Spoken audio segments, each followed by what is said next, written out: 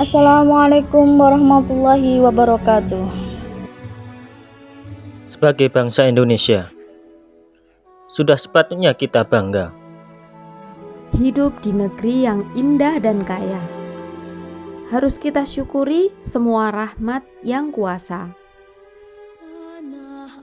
Bulan Oktober mengingatkan kita semua pada peristiwa penting bagi bangsa.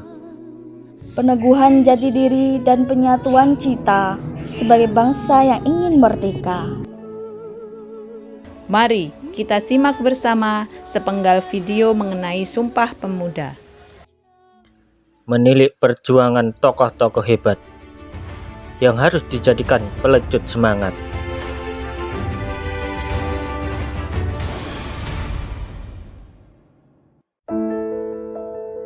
Satu tanah air, satu bangsa, satu bahasa persatuan Indonesia.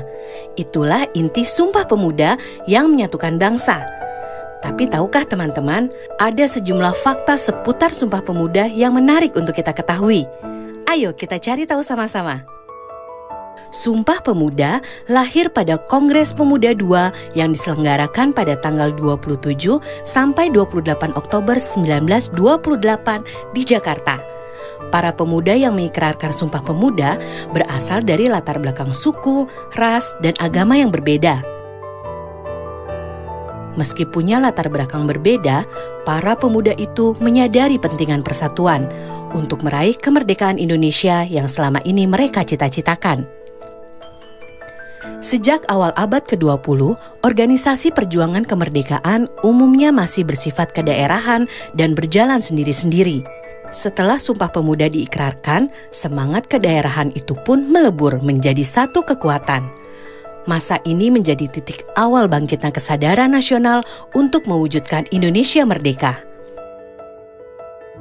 Pidato Muhammad Yamin dalam Kongres Pemuda II menyatakan bahwa persatuan harus dibangun atas persamaan bahasa yang tunggal. Yamin menganggap bahasa Melayu telah menjelma menjadi bahasa Indonesia. Oleh karena itu, Yamin menegaskan bahwa bangsa Indonesia yang terdiri dari banyak suku harus dipersatukan dengan bahasa satu, yaitu bahasa Indonesia. Dan pada Kongres Pemuda II, bahasa Indonesia disepakati sebagai bahasa persatuan. Di tengah pidato Sunario yang sedang berlangsung, Muhammad Yamin mendekati Ketua Kongres Sugondo Joyo Puspito. Yamin kemudian memberikan secari kertas sambil berbisik, "Saya punya rumusan resolusi yang lebih elok." Sugondo kemudian membaca rumusan tersebut dan tersenyum kepada Yamin.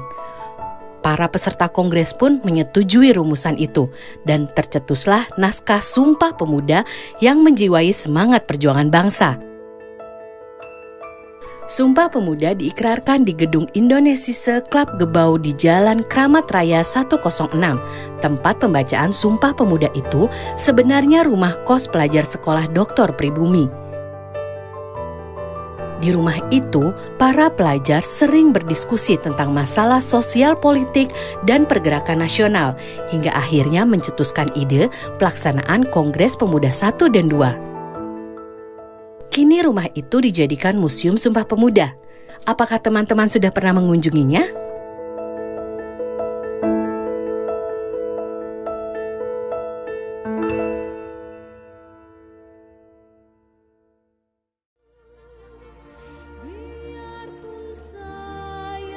Sejarah mencatat mereka yang berjuang, yang masyhur maupun yang namanya tak dikenal.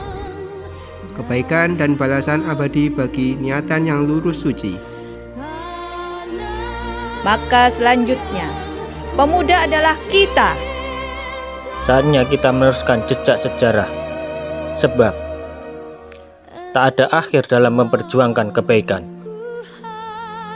Selamat Hari Sumpah Pemuda tahun 2020. Bersatu dan bangkit. Wassalamualaikum warahmatullahi wabarakatuh.